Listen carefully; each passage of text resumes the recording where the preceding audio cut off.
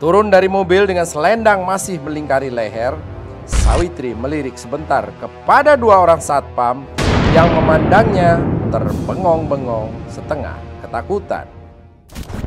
Serempak, mereka keluar gedung dan berkoordinasi dengan teman-temannya. Nampak api menyala berkobar-kobar dari lantai 9.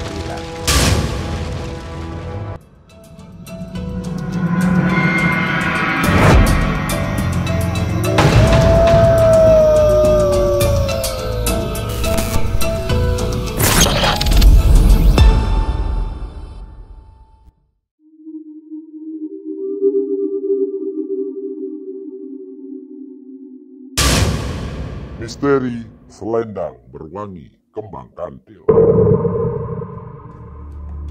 Sawitri mencium selendang tua itu, warisan dari neneknya.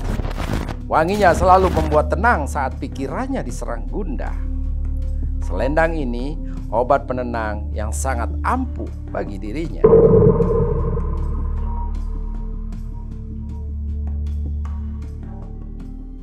Siang tadi dia bertengkar hebat dengan atasannya. Dia diperintahkan untuk memalsukan laporan keuangan. Sawitri tidak mau. Atasannya marah dan terjadilah adu mulut yang tak terhindarkan. Sawitri berani, itu melanggar peraturan. Akhirnya laporan keuangan palsu jadi juga. Atasannya tersenyum puas sambil bergegas pulang. Dia berhasil membujuk gadis keras hati itu dengan beberapa ancaman. Sawitri sampai bergidik jika ingat ancaman mengerikan bisa keluar dari mulut orang yang dikiranya sangat terhormat dan terpelajar.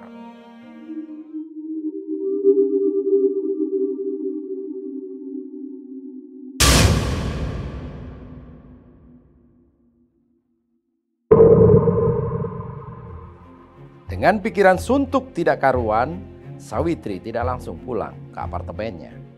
Dia memilih untuk pulang ke rumah ibunya di kampung tidak jauh dari Jakarta. Ibunya tinggal sendiri, ayahnya sudah tiada. Dia perlu aroma selendang neneknya. Ibunya tidak memperbolehkan selendang itu dibawa keluar dari rumah. Pamali katanya, ada kutukan di dalamnya.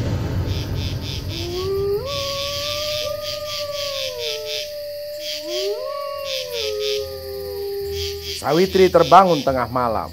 Keringatnya deras mengalir. Dia sangat gelisah. Padahal kamar ini berpendingin udara. Gadis itu langsung mengambil keputusan.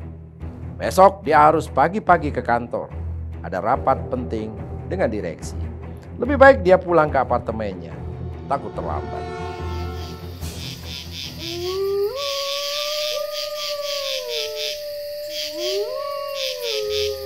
Saat akan berpamitan pada ibunya yang masih setengah terpejam saat tadi dibangunkan, Sawitri menyambar selendang neneknya untuk dimasukkan ke dalam tas. Dia masih dalam kegalauan tingkat tinggi. Perlu penenang kelas tinggi juga. Lupa sama sekali pada pesan ibunya untuk tidak membawa selendang itu keluar dari rumah. Sawitri meluncurkan mobilnya dengan kecepatan tinggi. Jalanan lengang. Dia perlu tidur dulu sebentar di apartemen sebelum ke kantor. Sambil memutar keras-keras musik kesukaannya, Sawitri merasa tubuhnya sangat bugar. Begitu berbeda ketika masih di rumah tadi. Gadis ini melirik tas di sampingnya. Diambilnya selendang merah itu dan dikalungkan di lehernya. Wangi kembang kantil langsung saja menguar memenuhi mobil. Sawitri seperti dilambungkan oleh udara tak nampak. Matanya terbelalak menahan gejolak murka yang tak mampu dikendalikan.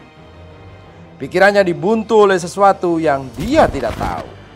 Bernafas pun harus dilakukan dengan terburu-buru.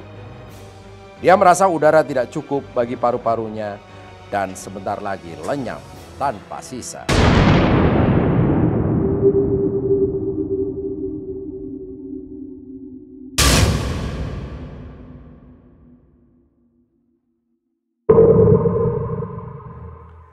Bukannya berbelok menuju apartemen, Sawitri malah tancap gas menuju kantor. Tengah malam membabi buta menerobos jalanan. Remnya sampai berdecit-decit ketika parkir di halaman gedung megah itu. Turun dari mobil dengan selendang masih melingkari leher, Sawitri melirik sebentar kepada dua orang satpam yang memandangnya terbengong-bengong setengah ketakutan. Di pandangan para satpam itu, mereka memang melihat itu benar Sawitri, karyawati cantik lantai 9 sebuah perusahaan minyak raksasa. Tapi baju yang dikenakannya sungguh aneh, memakai jarit dan kemben berwarna hijau tua. Ada mahkota berhiaskan sepasang ular dengan mata merah membara. Sawitri mengenakan kostum kerajaan zaman dahulu. Sawitri tidak ambil peduli. Masuk lift menuju lantai 9. Membuka pintu kantornya. Mengobrak-abrik laci meja kantor atasannya. Lalu tak seberapa lama keluar dengan wajah tersenyum manis dan misterius. Melewati satpam lagi yang masih bengong dan tidak berani menegur. Siapa yang berani dan punya nyali? Ular di mahkota gadis itu meliuk-liukkan tubuh kecilnya sambil berdesis-desis mengancam lewat juluran lidahnya yang berapi.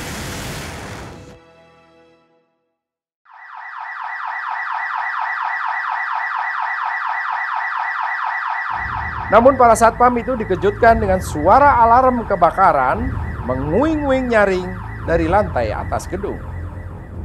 Serempak, mereka keluar gedung dan berkoordinasi dengan teman-temannya. Nampak api menyala berkobar-kobar dari lantai 9. Sawitri menyalakan mobilnya dengan tenang. Keluar dari komplek perkantoran tanpa menarik perhatian. Suasana sedang kacau tidak karuan. Satpam berlarian ke sana kemari sambil menenteng alat pemadam. Sawitri tersenyum, menjalankan mobil di jalan raya yang lengang, berpapasan dengan rombongan mobil pemadam kebakaran yang terburu-buru menuju komplek kantor. Sawitri melepaskan selendang merah dari lehernya dan meletakkannya kembali di tas karena merasa agak sedikit gerah. Sawitri tertegun sesaat, meminggirkan mobilnya. Senyum itu menghilang dari wajahnya, menyadari sesuatu telah terjadi. Menoleh pada kekacauan yang ditinggalkannya di belakang, Sawitri pucat pasi. Menoleh ke arah tangan kirinya yang masih memainkan korek api.